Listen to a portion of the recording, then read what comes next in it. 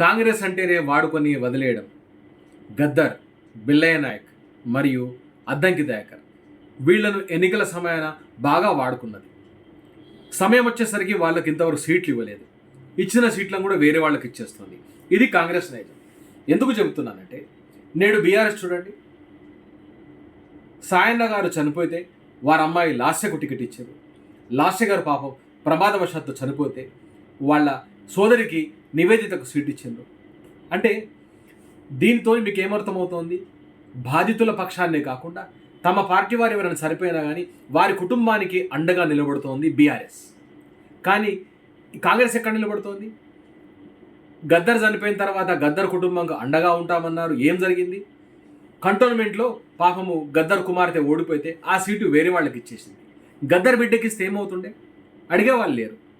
అదే దుష్ట కాంగ్రెస్.